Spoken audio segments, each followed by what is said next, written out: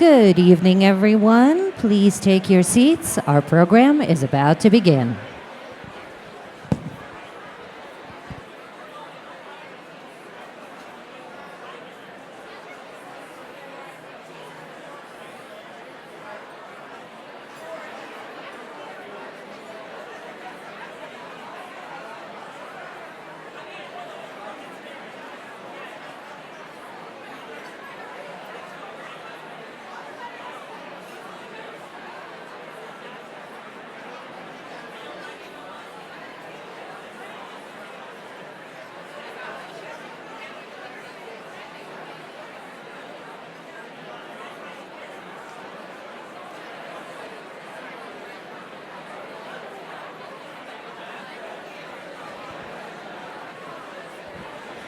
Good evening. Please take your seats. Our program is about to begin.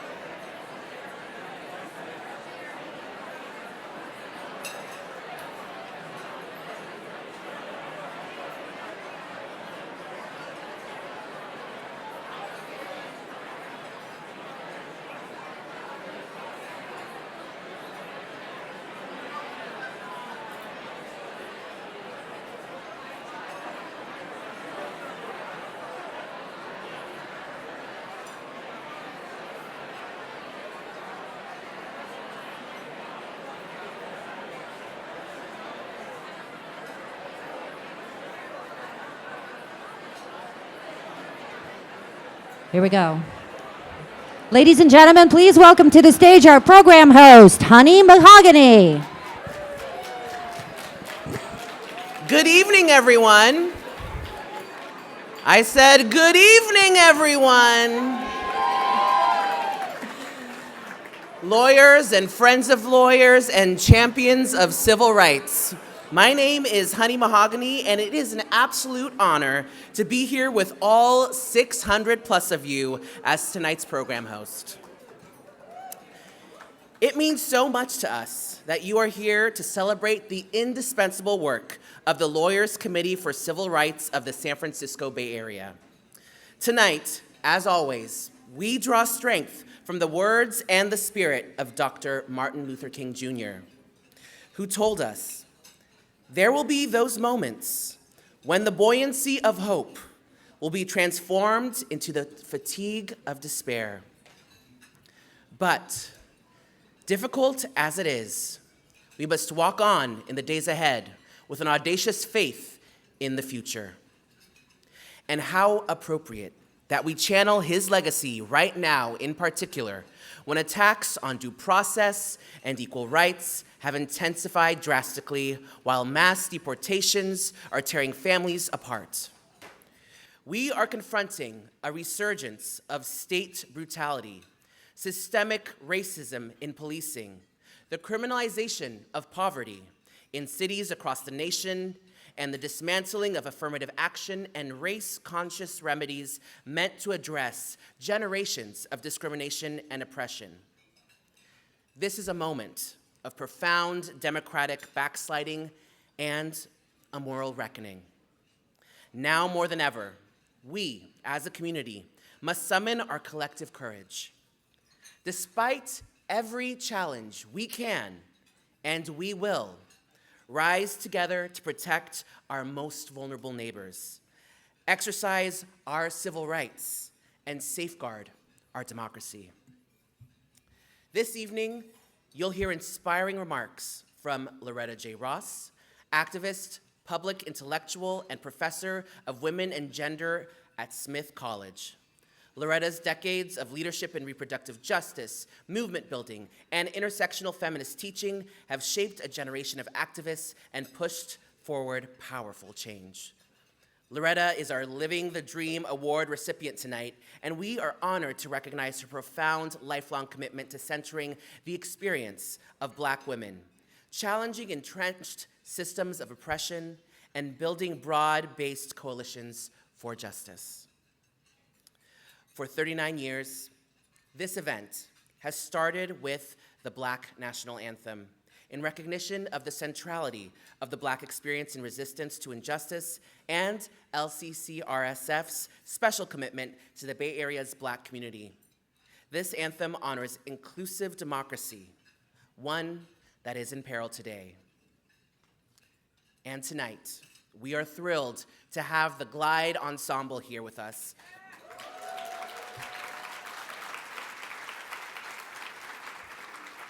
They're going to help us carry on this tradition. Now, Glide is a beacon for radical love, civil rights, and social justice in the Bay Area, and one of LCCRSF's oldest community partners in the city. Please show your solidarity by standing if you're able, and also feel free to sing along. Now, please welcome, singing the Black National Anthem, the one, the only, the Glide Ensemble.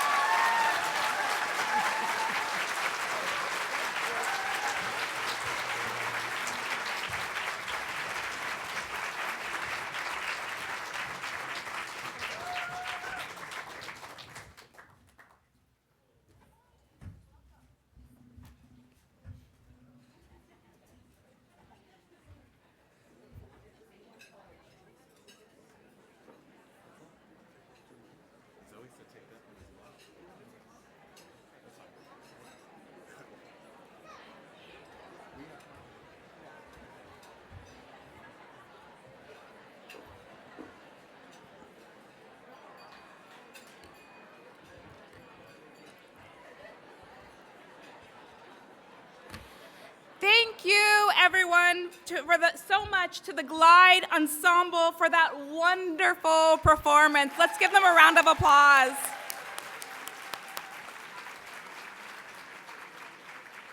Good evening, everyone. My name is Kristen Hill. I am a partner at Morrison & Foerster, and I am proud to be this year's chair of the Lawyers Committee for Civil Rights Board of Directors.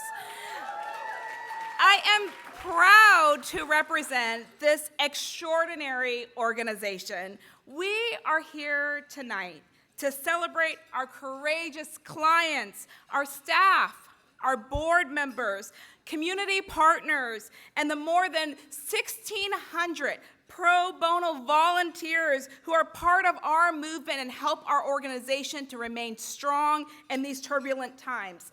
Thank you, all of you, for standing side by side with the LCCR SF staff as we continue the fight for justice.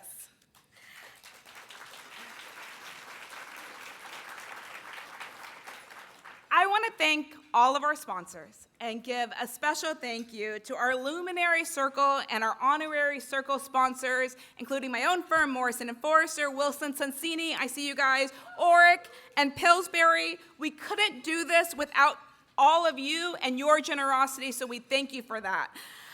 Please keep an eye on the slideshow. There will be a slideshow where you will see all of our sponsors who help make our work possible. I also, of course, want to thank the staff and fellows of LCCR SF, our members, thank you all, and our fellow board members for their hard work and dedication to the mission of the organization. And I would ask the staff and the members and the board members to please stand so that we can honor you.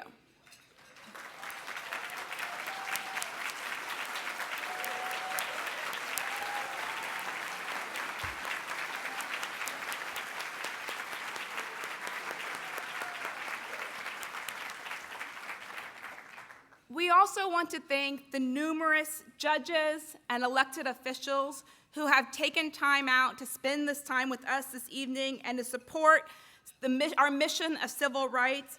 Please join me in a round of applause as we thank them for their commitment to justice and democracy. Thank you.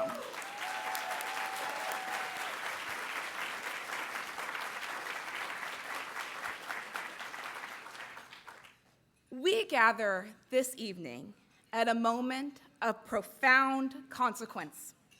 The work of building a more just society and safeguarding civil rights has never been simple, and it has never been swift. But throughout our history, whenever racism and hatred have sought to divide us, people with the courage to act have stepped forward to meet the moment. We remember that history because it reminds us of an essential truth. Without sustained struggle, there is no victory. Your presence tonight reflects that dedication.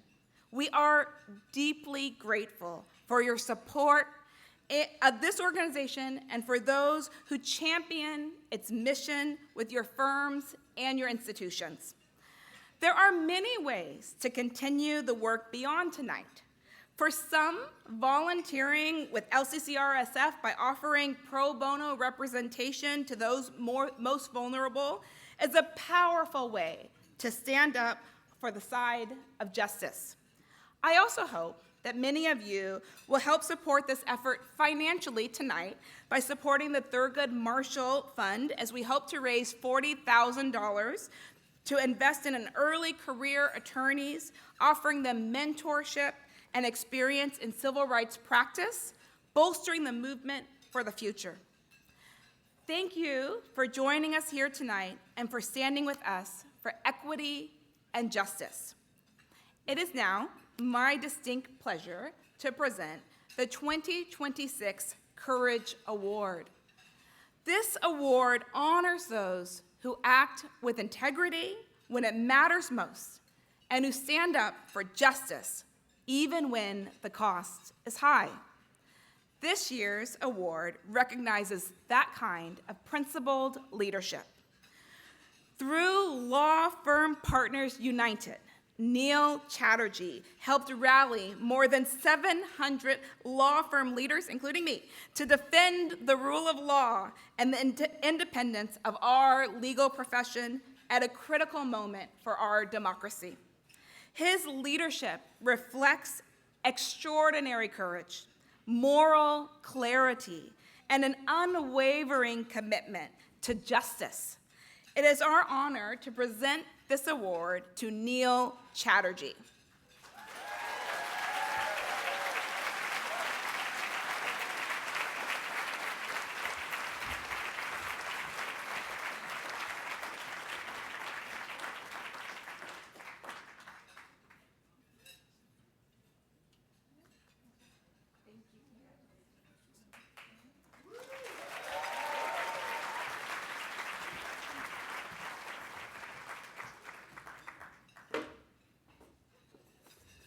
I promise I'll limit my remarks to 45, maybe an hour. I want to thank the Lawyers Committee for the tremendous honor. And I don't want to accept this award on behalf of myself, but on behalf of, I think today I checked the 876 law firm partners and Law Firm Partners United.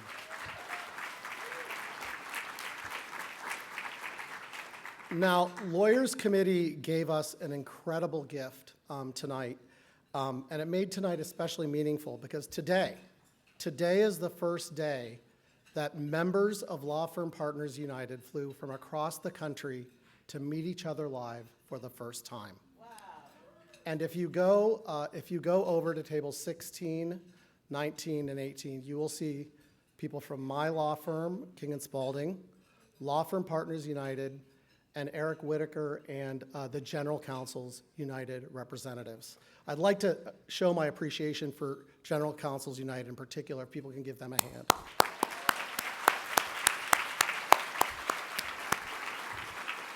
Now, I want to thank all of you, and I want to thank my law firm, General Counsel United and LFPU, for the courage and continuing to choose the rule of law even when it's hard. Being here in San Francisco is a little bit of a unique moment for me, even though I live here, because right across the road at the Port of San Francisco is where my dad arrived here in the 1960s off of a boat after months at sea. And he came and he served this country building systems for the Defense Department. My mom, who was an immigrant from India, spent 35 years in public service for the state of California as a public school teacher and a school administrator. And my brother is currently the acting chief medical officer for the Naval Reserve. And their lives taught me that service is a very personal thing, and that serving this country as a child of immigrants is one way we can help fulfill the American dream. And my family's immigrant story isn't unique. When I was a law clerk in San Jose, one of my favorite days was Naturalization Day. People from all over the country and all over the world became American citizens. Some people came wrapped in the American flag. They wrapped themselves in the American flag. They were overwhelmed with the freedom and what freedom felt like. They understood that democracy and the rule of law are not guarantees, but instead they're commitments, and commitments we all make to each other.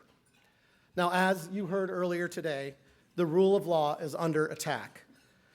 Just 1 year ago, many of the firms in this room were subjected to illegal and unconstitutional executive orders simply because of who they represented. Those actions against them failed in court, but fear followed. Now, I'm grateful that we have a sold-out group of law firms here today that are all supporting the Lawyers Committee. But around the country, law firms hesitated. They dropped programs. They scaled back public interest. Pro bono commitments were reduced. Judges were attacked for their decisions, and even the word diversity disappeared from our vernacular as law firms. And the administration's recent decision to cap law school loans has made it harder for first-generation students, the very people most likely to serve in the public interest, to enter our profession. The consequences of these actions will shape our profession for the years to come. And even though fear has spread throughout our profession, it can't extinguish our hope. Everyone knows that whenever I give a speech, I gotta quote some sci-fi. And in Rogue One, a Star Wars story, Princess Leia taught us that hope is like the sun. If you only believe it when you see it, you'll never make it through the night. You'll never make it through the night. And that's what I learned when I formed LFPU. It gave people hope. It gave people hope in the darkness. Hope that the rule of law still matters and that the lawyers still care enough to defend it. But hope must be paired with action if we're going to make it through the night and change the arc of history.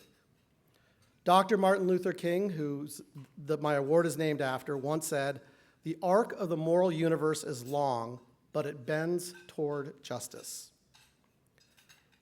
The arc only bends when people choose courage over comfort. It bends because people refuse to let democracy die in silence. It bends because we decide justice is worth defending, even when there is a cost to all of us.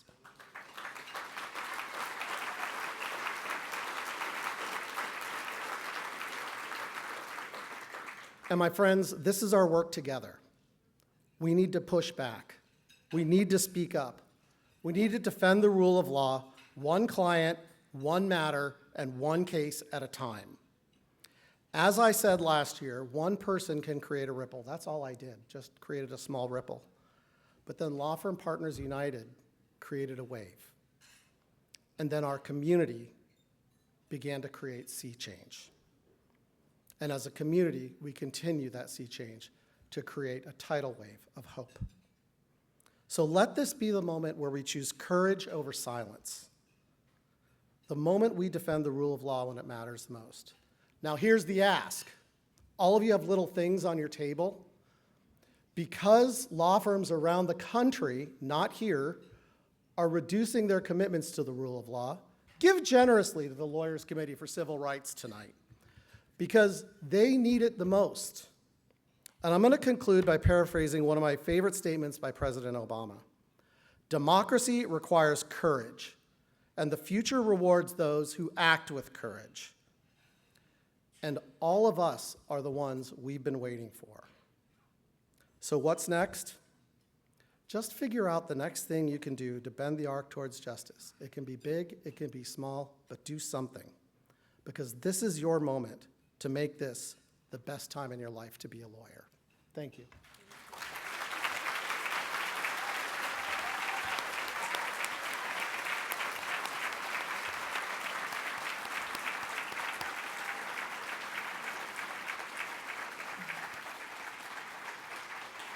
Congratulations again to Neil and Law Firm Partners United.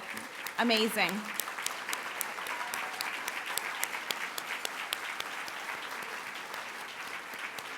And with that, we're going to take a dinner break. Please go ahead and talk amongst yourselves for our dinner break.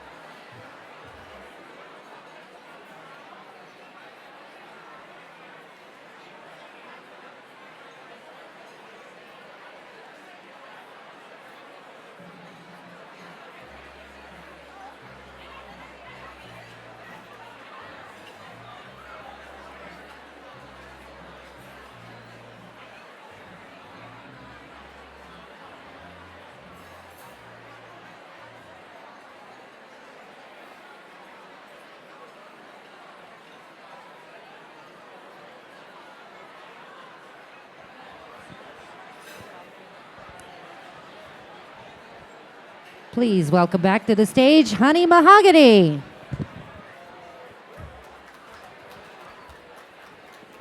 All right, everyone. Did we enjoy our dinner this evening? I'm going to ask one more time. This is a call and response. It's what we call a call and response. When I call, you respond. I'm going to ask one more time. Are you enjoying your dinner this evening?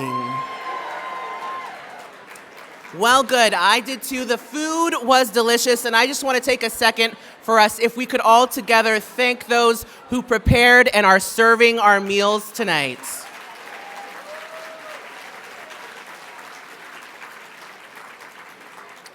Thank you so much. Now, I am proud to introduce our Pro Bono Awards. And to do that, please welcome to the stage the Director of Pro Bono and Strategic Partnerships, Crisel Raguro.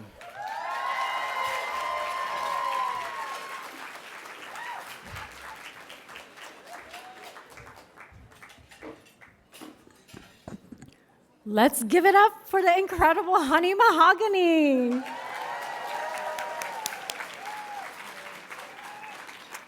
Okay. I want to start with two very important numbers. 1,699 and 35,735. Last year, 1,699 pro bono volunteers donated 35,735 pro bono hours to LCCRSF. Thank you all so much.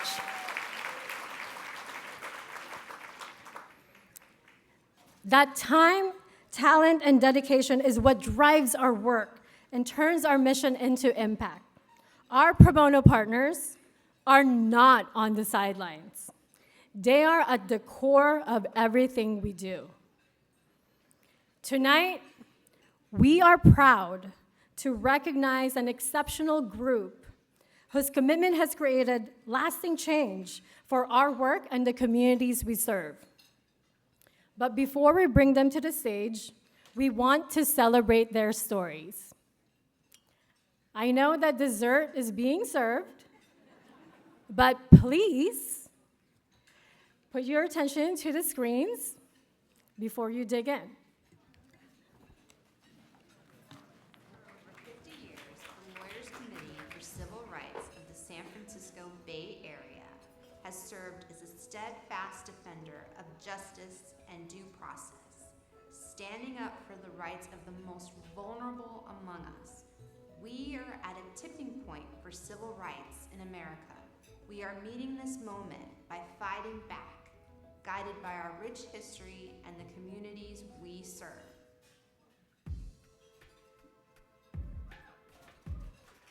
Often when someone is jailed, the only way out is through a bail bond.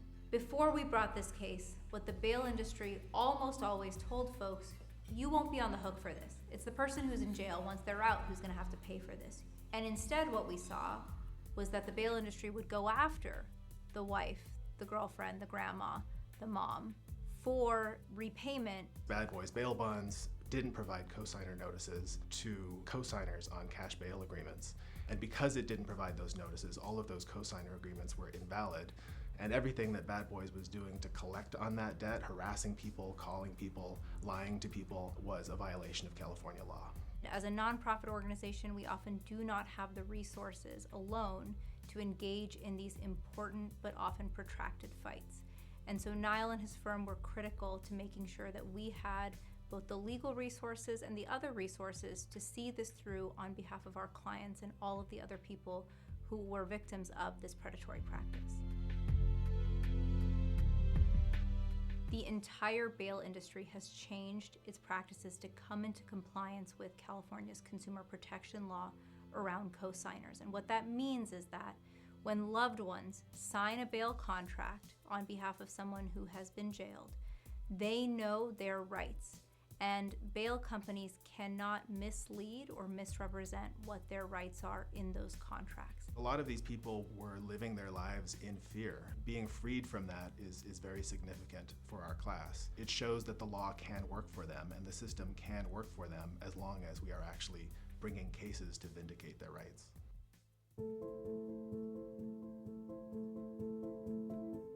This is probably the case that has been nearest and dearest to my heart over my 25-year career. I got to meet Oscar in 2006 when he was only 12 years old. He came to the United States from El Salvador, where his mother and brother and he had fled for their lives after MS-13 killed his older brother right in front of him. And he cooperated with the police there in bringing the killers to justice. When Oscar and his family were in asylum proceedings, Oscar picked up criminal convictions that made him ineligible for asylum. His plea was never lawful. I mean, he went to jail and for a crime he didn't commit. This case went from something straightforward to something very complicated because now he was no longer eligible for asylum. We filed a CAT claim for Oscar, and that CAT claim was unfortunately denied at the Immigration Court, at the BIA, at the Ninth Circuit, on my petition for rehearing, and our petition for cert to the Supreme Court. But Angela and her team were just not going to accept defeat when there was a real risk that his life was in danger in his home country. We were able to work with the district attorney in San Francisco to get the plea deal and conviction that had rendered Oscar ineligible for asylum vacated on the ground that it was illegal. We are very hopeful that Oscar will now get the opportunity to present his claim for asylum and finally be able to move forward with his life, and that is due to Angela's incredible work. Under the law, Oscar is entitled to be here. He is entitled to asylum in this country. He has worked so hard. He has become a FEMA certified California firefighter. He has fought for the people of the state battling wildfires. I think when you work with a client for this long and recognize how truly significant is the effect that this could have on their life, you have no choice but to internalize that and make it your mission to see that justice is done. The Legal Services for Entrepreneurs program is a community empowerment project that was established to support low-income entrepreneurs with starting their first business. And the small business legal clinics help ensure that we lower the barriers to access for legal services for entrepreneurs that have the vision and resilience to start the first businesses in their communities, but don't have the resources or support to do so. We have collaborated with LCCRSF on clinics in celebration of Black History Month, as well as Juneteenth, Women's History Month, and Latinx-owned businesses during Hispanic Heritage Month. The legal system and all the regulations and rules can be so inaccessible for so many really talented people. And to see our team and our firm get out there and make a huge difference in so many lives is just incredibly rewarding. Luke is a passionate advocate for racial justice and economic justice, and that enthusiasm and commitment to the work motivates his team and mobilizes attorneys to not only meet the needs of our clients, but also to ensure that our clients feel confident in taking the next steps to formalize their business. It feels great knowing that our work can contribute to generational wealth and stronger community assets. And it inspires us to even dig deeper and make sure that our contribution is long-term, and we continue to collaborate with LCCRSF to expand our reach. Longstanding businesses that have been in our communities for 10, 20, 30 years have become the cornerstone of our neighborhoods and part of the cultural fabric of our communities. And so it's on us to ensure that these small businesses are protected and that we can continue paving the way to usher in new emerging small businesses and entrepreneurs that will continue strengthening and fortifying our local communities.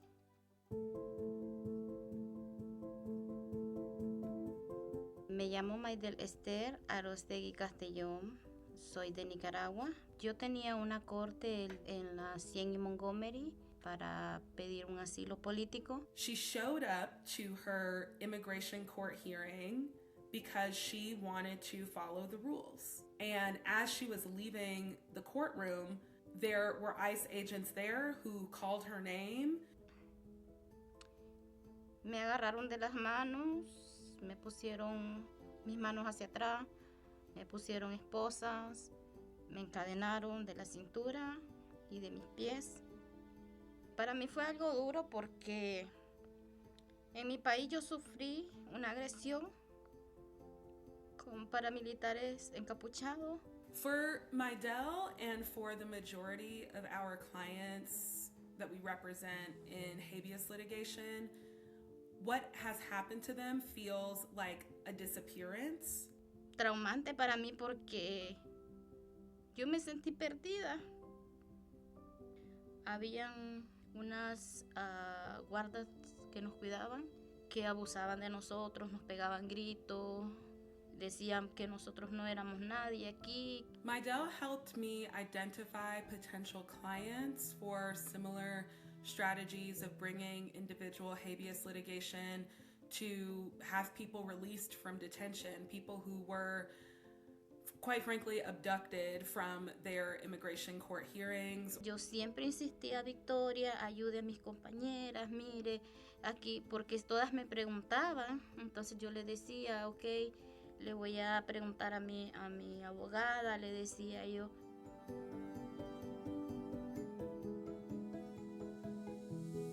It is one of those moments where it's finally not corny to say that the law can bring about profound physical and spiritual change. Yo dije, soy libre, y empecé a correr. Yo siempre digo, ustedes son mis ángeles. Mydell is somebody who flung doors open and empowered others to fight for themselves. Creo que estamos aquí por un propósito. Si yo pude salir de ahí con la ayuda de ustedes, muchas personas más lo pueden hacer. None of this would be possible without our incredible network of over 1,000 pro bono attorneys. They are the lifeblood of our organization. We are looking for lawyers who want to make a difference, who want to make an impact, who want to use all of the experience that they've developed in their career to apply it to someone who is in desperate need of protection. I really would encourage anyone, any attorney, every single person in this room to get involved in these clinics, to get involved with LCCR SF. Such an amazing partner. You won't regret it. It'll be one of the best decisions you've made in your legal career. These are righteous causes, and they're causes that we can win as long as we devote the resources to winning them. These cases are often matters of life and death. There are few things more important and more valuable than getting to see justice done. Si te ayudan, no te quedes con la ayuda. Comparte la ayuda para que puedas ayudar a más personas. The need is growing, and we can't meet it alone. We need more attorneys to take on urgent cases, and we need more resources to support this critical work. This is a defining moment for civil rights, and we invite you to stand with us.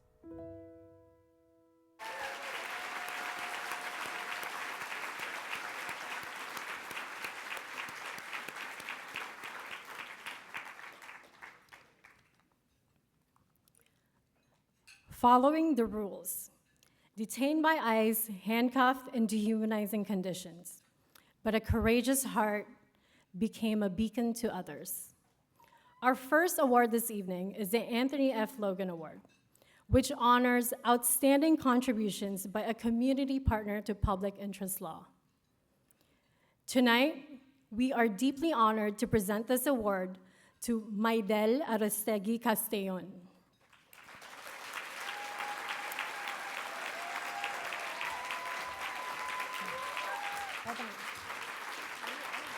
Their courage, leadership, and commitment to justice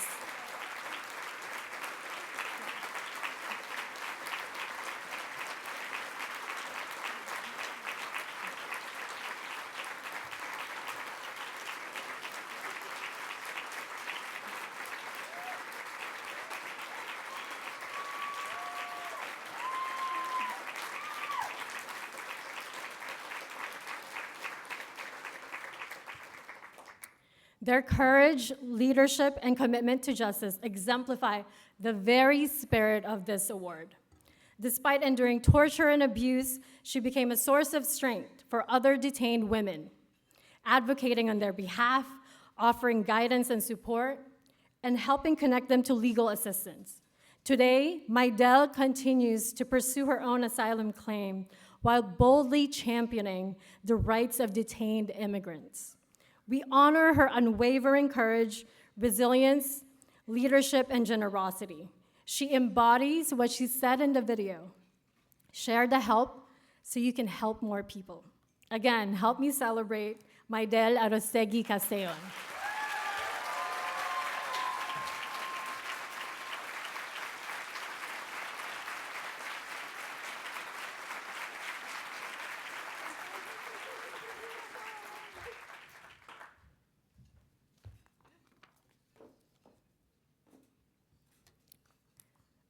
Some forms of justice are not achieved in a single case or a single year.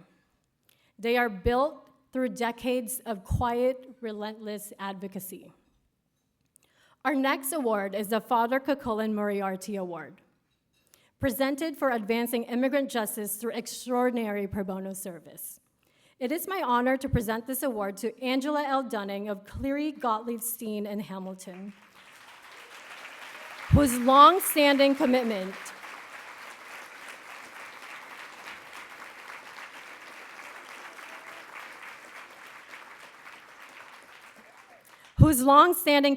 to one client exemplifies the very best of pro bono lawyering. An illegal plea deal made Oscar ineligible for asylum, but 20 years of hard work undid this great injustice. This doesn't happen without remarkable tenacity, deep legal skill, and an unshakable commitment to justice. Through years of persistence and excellence, her work helped make Oscar eligible for asylum again, an extraordinary outcome that reflects both legal mastery and profound dedication. Please join me in congratulating a longtime pro bono superstar, Angela L. Dunning.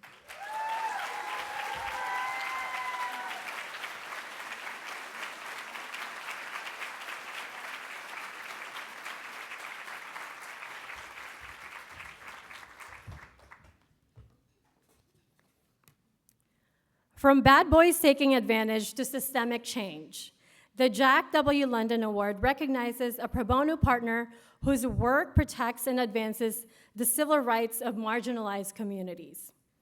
This year, we are proud to honor Neil M. Frizzell of Kecker, Van Ness, and Peters for his leadership and partnership in advancing meaningful civil rights protections. Neil and his team served as co-counsel with LCCR-SF in Caldwell v. Bad Boys bail bonds, securing critical consumer protections and driving statewide systemic reform in the bail industry.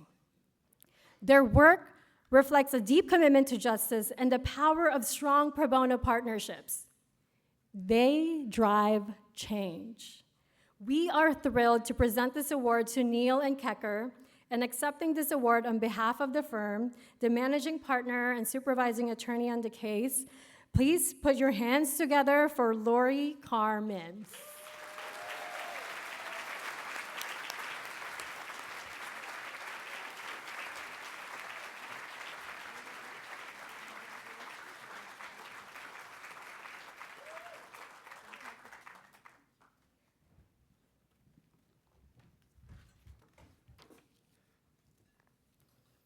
Passion, commitment, and opportunity for those often shut out.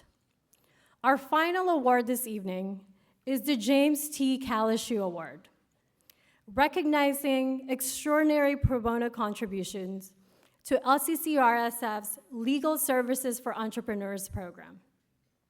I am delighted to present this year's award to Luke A. Liss and the Wilson Sonsini, Goodrich, and Rosati team, whose sustained commitment has expanded access to legal support for small business owners and entrepreneurs. More than a decade and thousands of hours, LCCRSF has been able to count on Luke's leadership. In 2025, Wilson Sonsini led 2 legal clinics supporting Black and Latinx-owned businesses in our Women-Led Business Legal series.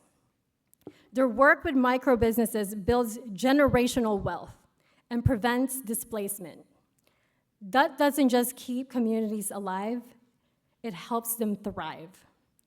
This is economic justice in action. Please give a huge round of applause for Luke Alis.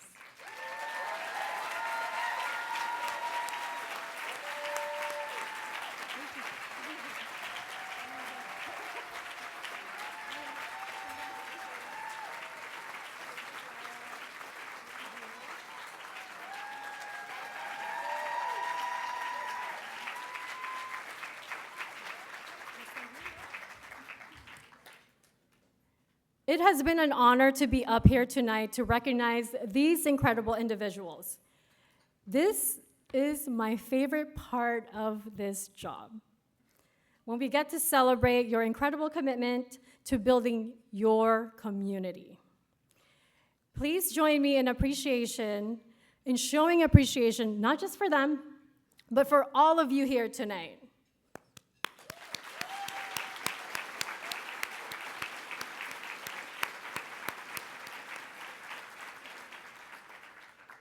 Now I'll turn it over to Luke Liss to share a few words in honor and remembrance of the trailblazer Harry Bremond, whose legacy continues to inspire this work and our community.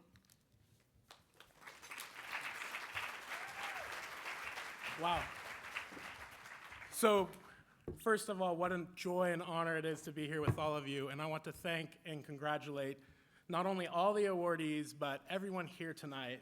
Your energy is inspiring, particularmente Maidel.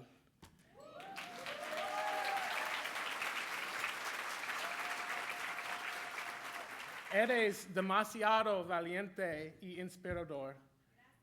Felicidades y gracias a ti.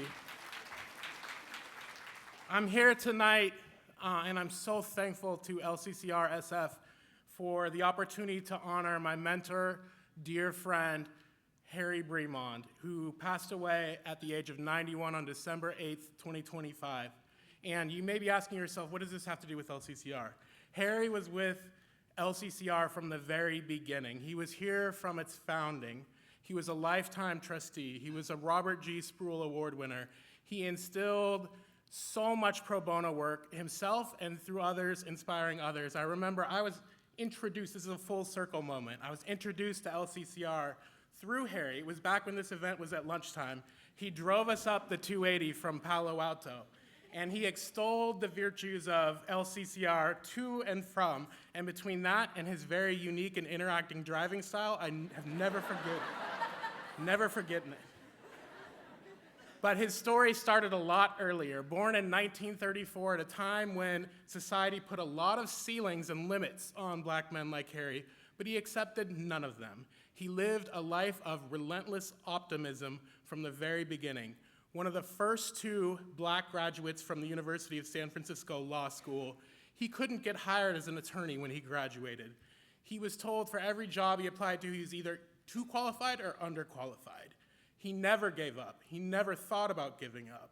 He ultimately landed with the firm that is now Wilson Sonsini Goodrich & Rosati in 1967, one of the first few attorneys there, and spent a career of purpose and service ever since for over 40 years, not only dedicating a very successful litigation practice, but mentoring so many of all backgrounds and instilling the values of the importance of pro bono service, service to community, access to justice. It's a spirit of selflessness that was punctuated by his unique personal style. I always remember Harry speaking the truth with love when you most needed it, bluntly, but with love. I'll never forget when Kristen Hill and I were graduating from law school just a couple years ago. It's not even close to 20 years ago. Harry showed up at my graduation, and at first I thought he's just there for me. I was like every law student, I was really full of myself. This is so great. But no.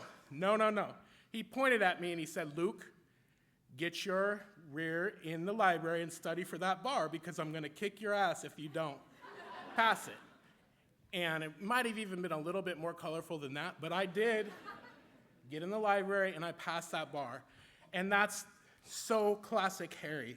And I think, you know, when I look and I feel the energy here, I can feel him with us tonight, and I know he's happy. And I'd be remiss if I didn't mention we're very fortunate to have Peggy's amazing wife and daughter, Peggy Woodford Forbes and Candace Bremon, with us here tonight, if we can show them a little love.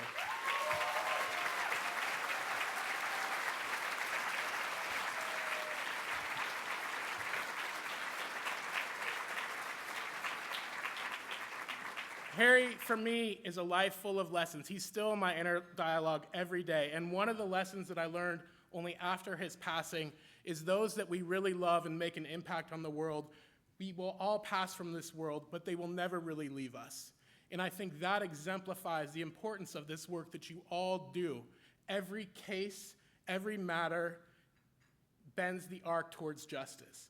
And I love Neil's quotes and words on that earlier, because that was also a favorite MLK quote of Harry's. He would tell Mark Parnes, our former general counsel, who is also here tonight, and also a lifetime trustee of LCCR, and also someone who really founded and really strengthened our pro bono program, he would quote, the moral arc of the universe is long, but it bends towards justice. And he would do the same point he did to me and said, Mark, you have to do the bending. And that's what I want to leave you with. We have to do the bending. Every case, every day, every time you wake up, why not feel optimistic? Because life is a beautiful thing. And I think that's the lesson of Harry. And I want to thank Harry, and I want to thank all of you. And so bless you, and let's keep going. Let's bend.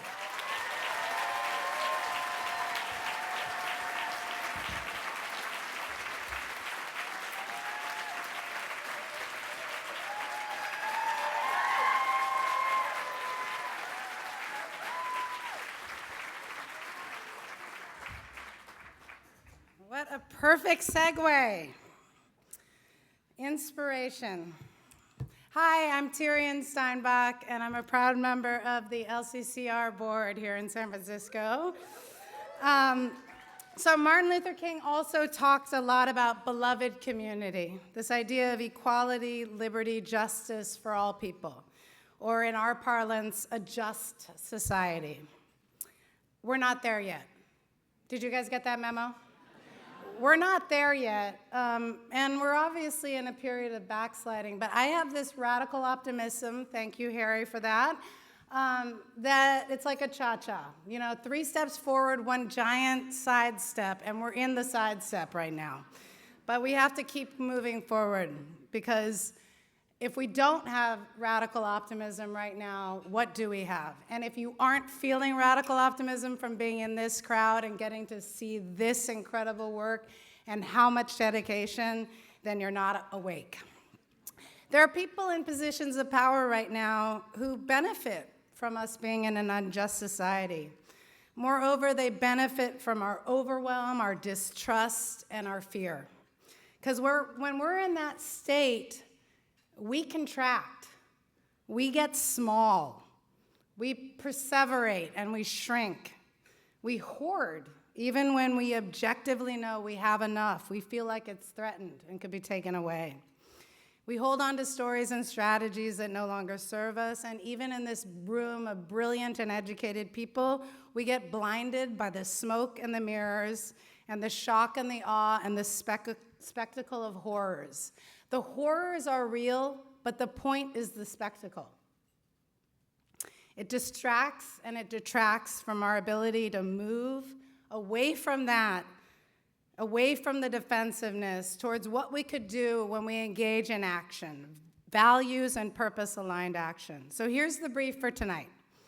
Let's go from contraction to expansion. Let's go from any feeling of being small to engaging in big ways. Let's flex our courage muscle together and help create this just society, the beloved community, right now. So this is my ask for you right this minute. Take out your phones and use technology for good. I mean this, I'm looking around. Can I see? Take out your phones, please. I have the hard job of getting you to actually just flip that switch from fear to incredible hope and to purpose, and to be inspired today that even if you already gave, even if your law firm gave, let's give more. That's our way of doing expansion in the face of contraction. That's our way of being courageous in the face of fear. Right now, we can do that with a vote of our money and our resources and our time. And we don't even have to reinvent the wheel. We don't have to have a new organization, because Lawyers Committee for Civil Rights has been doing this work, this bending the arc one moment at a time, one case at a time, one community, one cause at a time, and we just get to join in. So this is not an act of resistance. I'm all for the resistance, especially if it has dance in it. Resist dance. We should be doing more of that. This isn't even about persistence. This is about insistence, that we insist on a just society, that we insist on investing in beloved community right now where we are, and that we insist on supporting what looks like actual equality, justice, and liberty for all people. So I'm asking you again, take out your phones. It should say it on the screen right now. This is why I put this on my phone, because I'm doing this myself. You can pick up the QR code. Will someone at each table wave that QR code around and then pass it around? Or you can text. Let me see that. I saw that. Thank you. Yes, I see those QR codes. Okay. And then you can also text 44-321 to the Marshall Fund. We are not just investing in LCCR, we're investing in the future of LCCR. The Marshall Fund is absolutely about training future lawyers and leaders, and we need them right now. We need that inspiration right now. We need that hope right now. All right, so you get 3 minutes. There should be some music. If you want to dance in your seat while you give money, then that makes it even better. But this is how we do this, people. This is how we do it. We don't shrink. We give more right now because we need more right now. Thank you so much.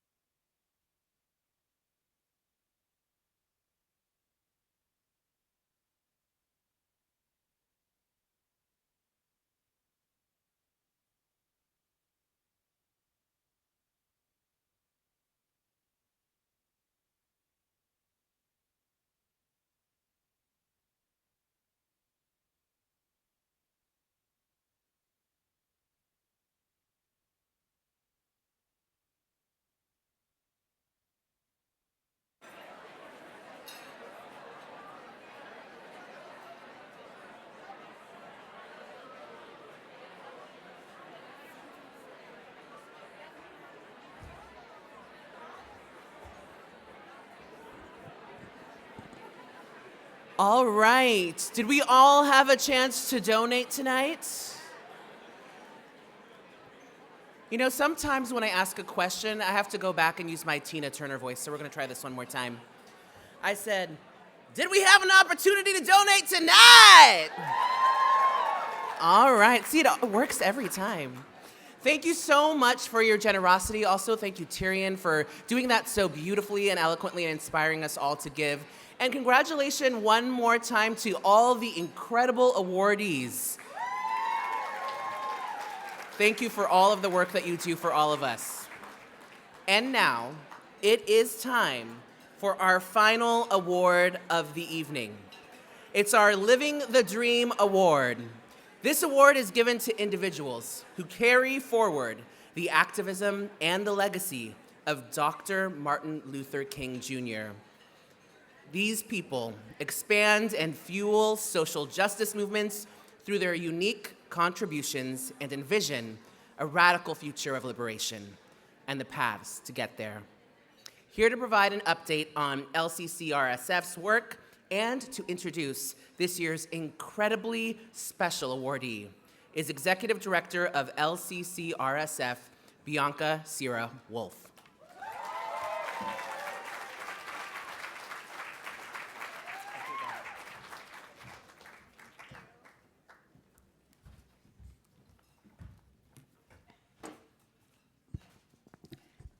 Thank you so much. And before I get started, does anybody want to share how much we've raised so far? Almost there. We have a goal tonight of 40,000, but I'm really hoping that we can get even more than that. So if you haven't donated yet, please do so.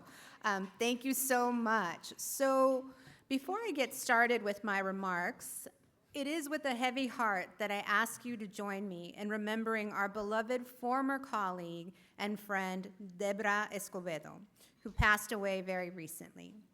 Debra joined LCCRSF in 2016 as a racial justice staff attorney, leading groundbreaking litigation fighting for educational equity.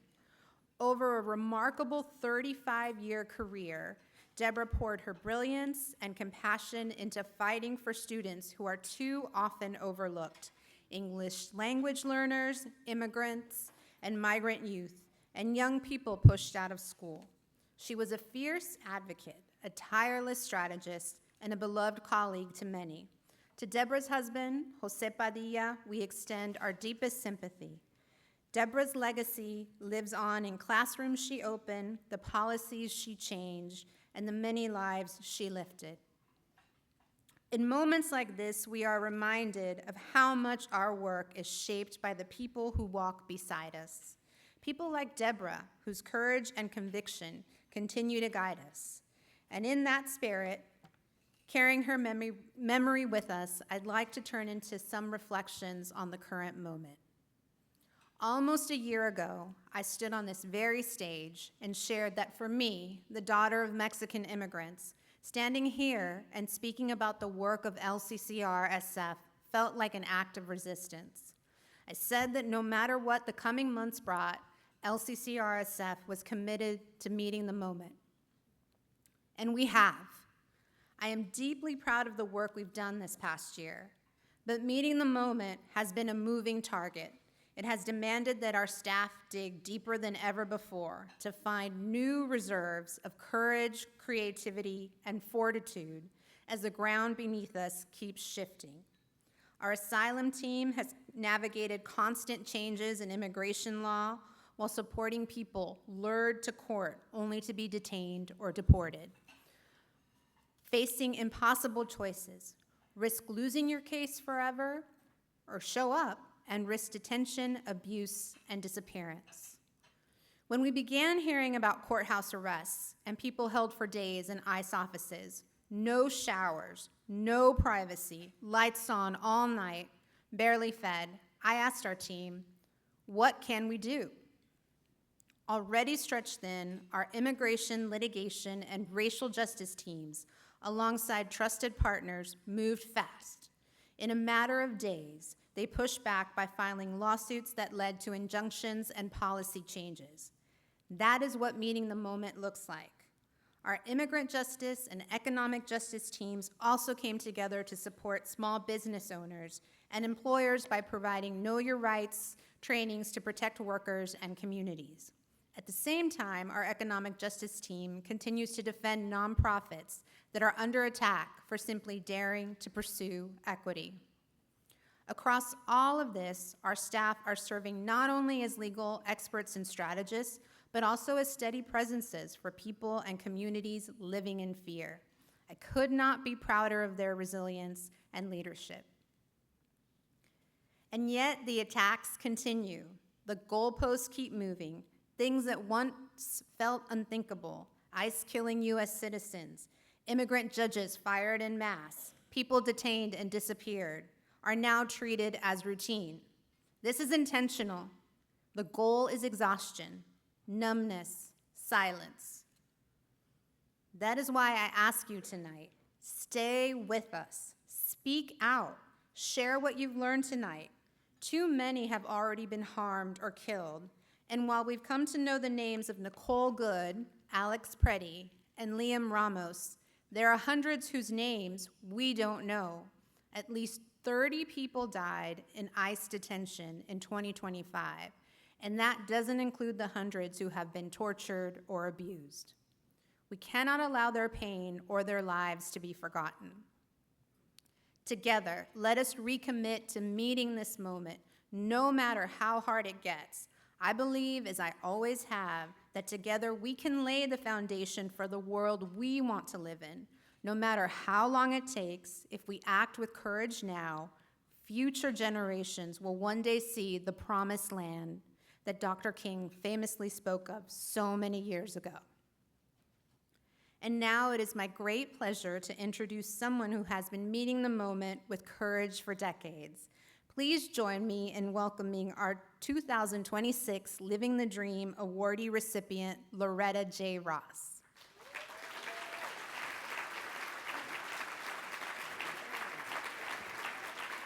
Loretta is a professor at Smith College, where she teaches courses on white supremacy, human rights, and calling in the call-out culture. Loretta is a MacArthur Genius Fellow, class of 2022, for her work as an advocate of reproductive justice and human rights, and an inductee in the 2024 National Women's Hall of Fame. Loretta's lifelong commitment to justice took root early and with unmistakable force. As a first-year student at Howard University in 1970, she was tear-gassed during a campus demonstration, an experience that ignited her determination to confront injustice wherever she saw it. Even before that moment, as a teenager in Washington, D.C., she was already organizing against apartheid abroad and gentrification at home as founding member of the D.C. Study Group. Over the next 5 decades, Loretta became a transformative leader in social justice movements. She co-created the theory of reproductive justice, a framework that reshaped the national conversation on bodily autonomy and human rights. Later, she served as the national coordinator of the SisterSong Women of Color Reproductive Justice Collective. By the time she retired from community organizing in 2012, her work had helped define an entire era of activism and continues to guide movements today. Loretta is a leading advocate for Calling In Framework, and author of the book Calling In: How to Start Making Change with Those You'd Rather Cancel. The book and her theories seek to reshape national conversation about conflict, justice, and social change. Her influential method emphasizes compassion, connection, and accountability over public shaming. This work speaks directly to tonight's theme, Courageous Together, and the urgent need for us to come together as a community, united by our mission to resist systems of oppression and carry forward the fight for civil rights, for equity, and for justice. Thank you, Loretta, for honoring us by being here to accept this award and share remarks tonight. Please join me in giving a warm round of applause to Loretta J. Ross. Thank you. Thank you. This thing is heavy.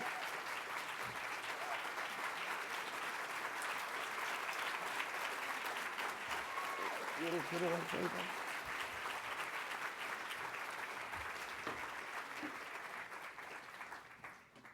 How y'all doing?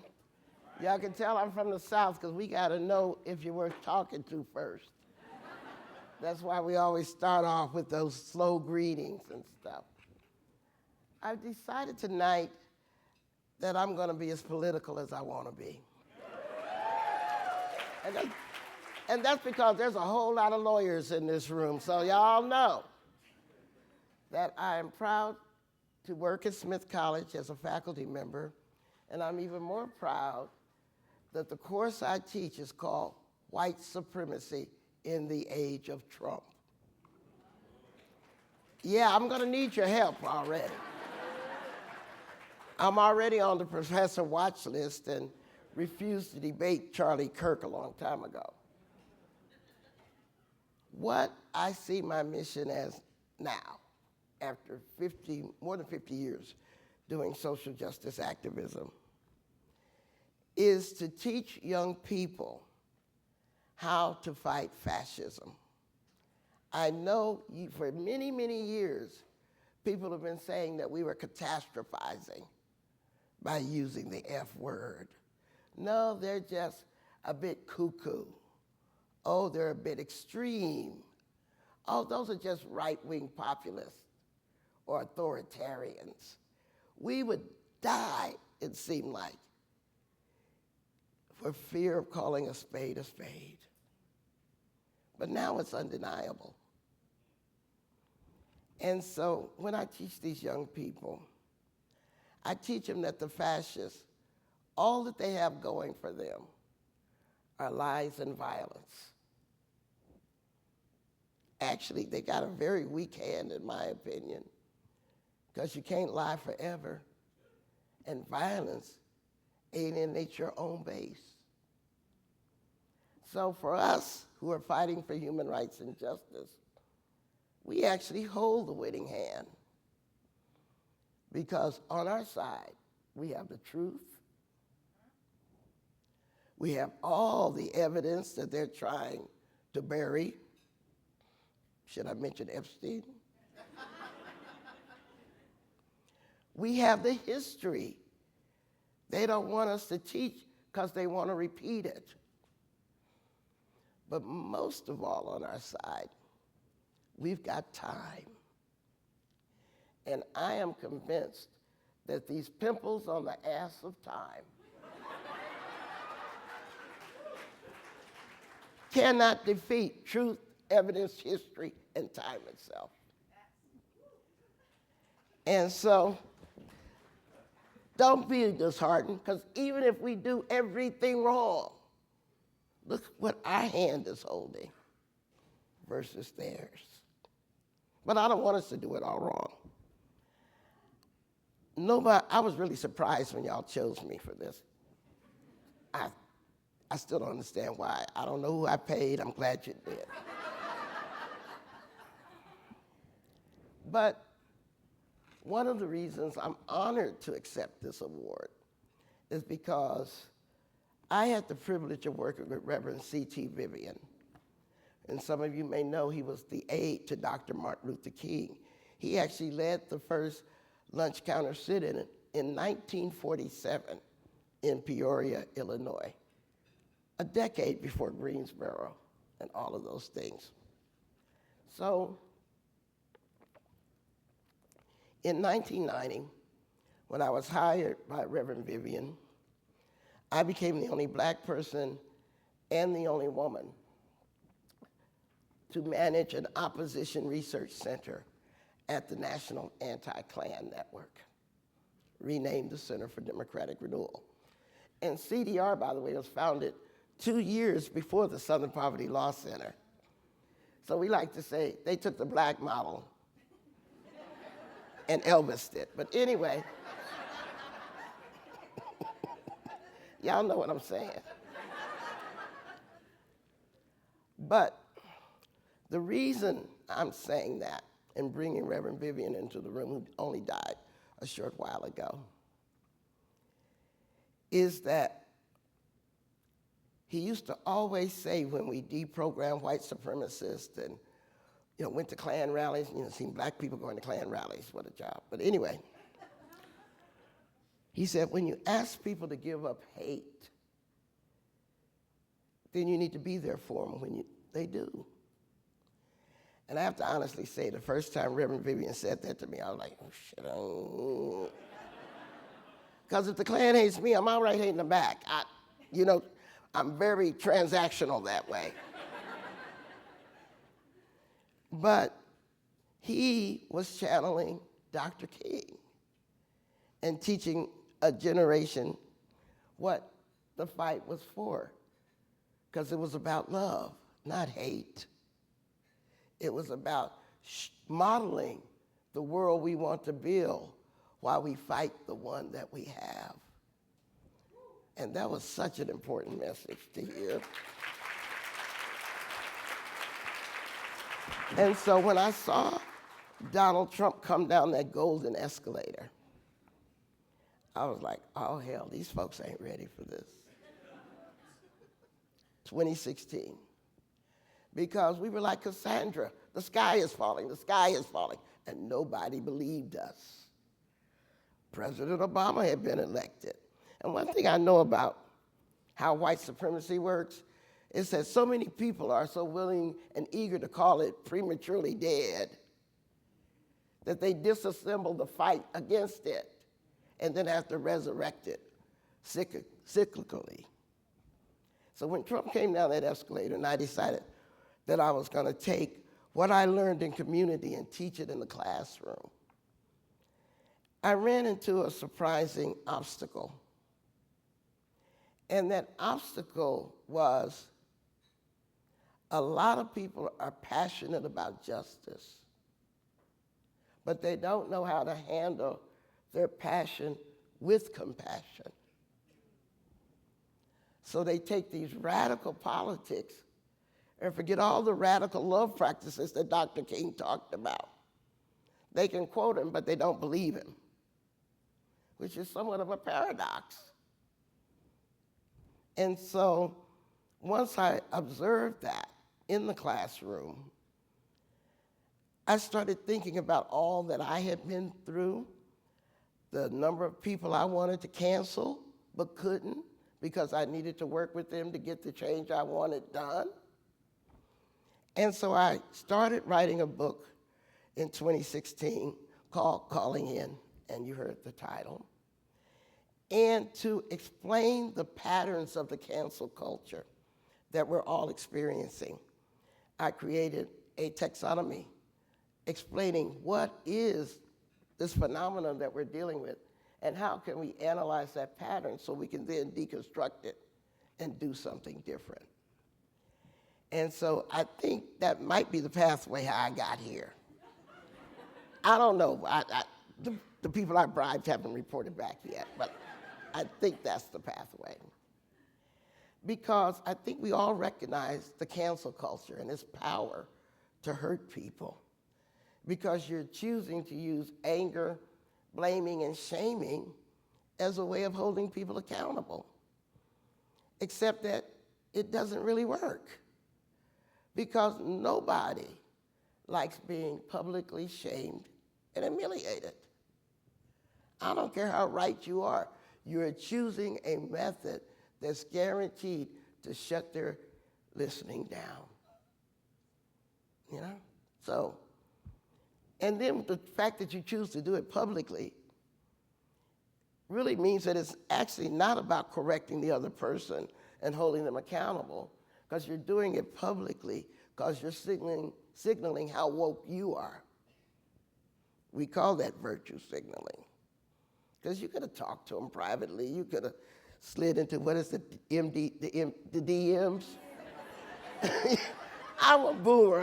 My twat don't tweet. I don't know what any of this stuff is, right? And the ultimate call out is canceling somebody. That's when you think somebody has done something so harmful that you want to get them real good. But to do that, you have to summon your inner Karen. I'm going to get you fired. which may feel good in a moment, but think about it. If you consider yourself part of the human rights movement, and you are replicating the same prison industrial complex that we're trying to abolish by silencing, exiling, and disposing of people, don't you think that's a little contradictory? And by the way, why do you think it's going to work better for us than it does for the state? You ever heard of recidivism? Wrongful convictions? You know, those kinds of things. It's a master's tools kind of thing. So you're quoting Audrey, but you don't believe her. Okay, back to that one. Calling in the third C of the 5C continuum is not the opposite of calling out, because these are all accountability choices. But instead of using anger, blaming, and shaming, you're choosing to use your integrity, and the integrity that allows you to offer people grace, respect, and belief in their complexity like you want people to believe in yours. Because we're all comprised of good stuff, bad stuff. Sometimes the good stuff shows up, sometimes the bad stuff shows up. That's the human condition. So in calling in, you would say something to somebody like, you know, I used to use the word retarded, but I've since learned from people helping me that now we say neurodivergent. So do you mind if we have coffee and talk about what you just said? So you're not calling them out, you're not blaming and shaming them. You're appreciating their humanity by demonstrating your own. I think Thurgood Marshall said something about that. But don't ask me to quote him, because I had a good time in the 60s.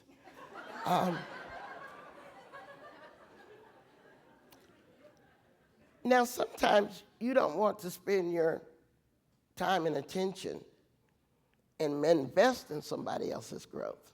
So that's where the fourth C comes in. Sometimes you just want to call on them to do better.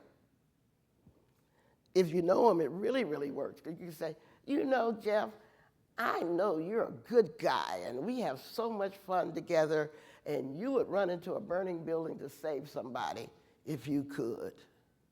So help me, Jeff, understand how you can say those words about somebody you've never met, right? Help me. Do I have the good friend Jeff or the bad friend Jeff? You're calling on them to reconcile their own inner contradictions, because every one of us believe we're better on the inside than often we display on the outside. So you're not calling them out, you're not calling them in. You're calling on them. And the fifth C, and by the way, y'all better give me a time check, because I can, is calling it off. That's your disengagement strategy.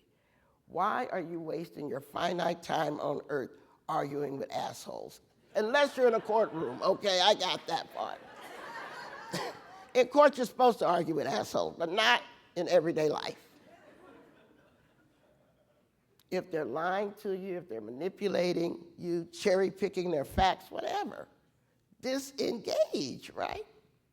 So that's the 5C continuum. And once you understand the range of choices you have, you can choose the accountability strategy that most suits your integrity, intelligence, your need to do the right thing even when there's no personal benefit to you for it. That's really important. So let me start shutting up and round back to Dr. King. Because Reverend Vivian worked for Dr. King, he was always channeling him for us on the staff. And so one time, Reverend Vivian surprised me by telling me that something I didn't know. He said, Martin never meant to build a civil rights movement. And I'm like, what the hell are you talking about now? Because down south, we were taught Reverend Dr. Martin Luther King, civil rights leader, like that was his whole name. You couldn't leave none of that out. And he surprised me because I was fighting hate groups, trying to figure out how we are going to make a difference. And he said, no, Martin meant to build a human rights movement. I'm like, I know you're my elder and all of this, but you're the same one that told me to not hate them, so I need more evidence. He went and pulled down a copy of Dr. King's last Sunday sermon, March 31st, 1968. And in it, Dr. King spoke about a triple revolution, a revolution in weaponry and our ability to annihilate people all over the world, a revolution in communications, where we can talk instantaneously to people all over the world. I wonder what he would think about the internet now, right? But he said the most important revolution is the human rights revolution, that freedom explosion taking place around the world. And when Reverend Vivian showed me that speech 4 days before he was assassinated, I blurted out, everybody told me he had a dream. Nobody told me he had a plan. You know? And so let's really understand how fortunate we are to be alive at this moment. Because the first people facing fascism didn't have history books to tell them about it. The first people who had to stand up for human rights like Dred Scott did in 1857 didn't know Brown v. Board of Education was going to take 90 years to reverse it. You know, they didn't have that model, but we have that privilege. And so what I want to emphasize is one last thing that Reverend Vivian told me. Whenever I encounter injustice, I get incandescently angry. I just want to blow somebody up, hurt somebody, do all of those things that are totally inappropriate. Well, because I have a flash temper and no filter, so that's a terrible combination, which is why I didn't go to law school. Because I love to argue, but I can't keep it zipped. Don't tell me your secrets. Blurt them all out.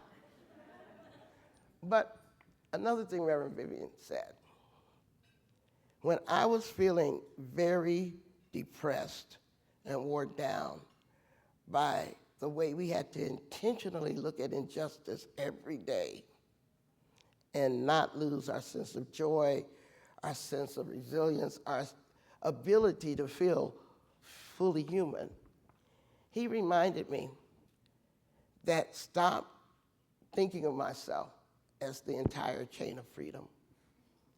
Because that chain of freedom stretches back towards all of our ancestors and forward towards all of our descendants. And the only thing we need to worry about is not breaking that chain at our link. That's all we got to worry about. You know? Don't let apathy, despair, feeling overwhelmed, feeling tired, whatever your reason, cynicism, be responsible for your link. And so I will shut up for now, but I am so proud to be here with y'all. So many times when we were working on behalf of victims of hate violence, we couldn't find the lawyers of courage that y'all are now, you know? We could find people to defend the free speech rights of the Klan, but couldn't find somebody to represent the victims so often. So it's an honor for me to meet the movement that I've been waiting for. Thank you all for listening to me.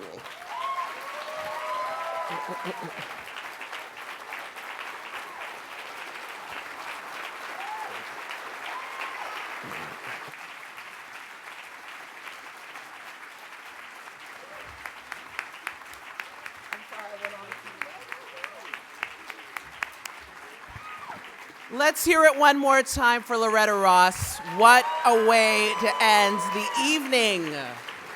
So powerful.